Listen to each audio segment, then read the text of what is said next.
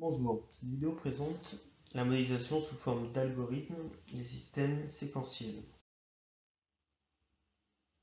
Nous avons ainsi vu que le comportement d'un système séquentiel dépend de l'évolution d'entrée, donc de messages qu'il reçoit,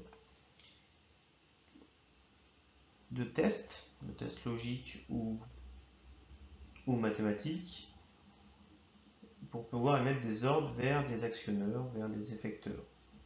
Ça correspond assez bien à une structure algorithmique. Un algorithme étant une suite non ambiguë d'opérations permettant de résoudre un problème.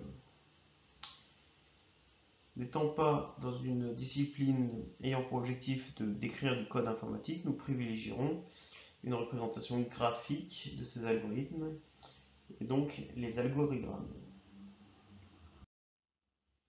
Les symboles utilisés dans les algorigrammes sont tout d'abord les étapes de début et de fin de cet algogramme, les opérations effectuées qui sont représentées dans des rectangles, les messages reçus ou émis, donc les entrées ou les sorties émises dans des parallélogrammes.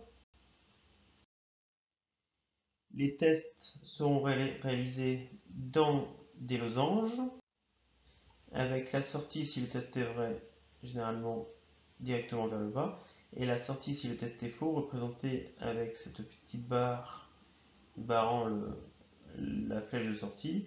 On peut aussi le représenter, cette négation, avec un petit rond. Pour simplifier la représentation de certains algorigrammes, on créera ce qu'on appelle de sous-programmes qui seront modélisés ici avec des rectangles avec deux barres verticales sur les côtés. Et il faudra donc décrire ces sous-programmes dans des algorigrammes représentés séparément. Il faut bien se représenter que chaque liaison est orientée, donc il y a un sens à la lecture d'un algogramme. Ils sont généralement dessinés de haut en bas sur une feuille pour pouvoir optimiser la place sur une feuille ou sur un document numérique. On peut utiliser des rappels pour pouvoir repartir du haut et redescendre vers le bas. Comme un code informatique, on peut commenter un algogramme. Ces commentaires seront représentés entre deux crochets. Dans un algorithme, mathématiquement, il existe différents types de boucles. La première que nous allons voir, c'est la boucle alors sinon, qui permet de faire le choix entre deux alternatives. Donc si la condition est vraie, nous faisons le traitement 1, sinon nous faisons le traitement 2. Ensuite, nous pouvons rencontrer les boucles pour. Donc pour i allant de 0 à n, on fera le traitement 1 un certain nombre de fois. Donc, généralement, nous initialisons le codeur à 0. Nous faisons une fois le traitement, on incrémente le codeur, et tant que i n'est pas égal à n, nous recommençons le traitement 1.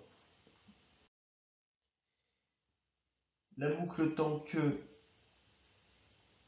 peut se représenter tant que la condition est vraie, on fait le traitement 1. Quand elle est fausse, on sort de la boucle.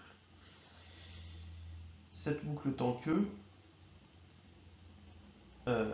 sous-entend que le traitement 1 peut ne jamais être réalisé. On peut réaliser une boucle tant que en la formalisant d'une autre façon. Cette boucle tant que là sous-entend que le traitement 1 est forcément fait au moins une fois.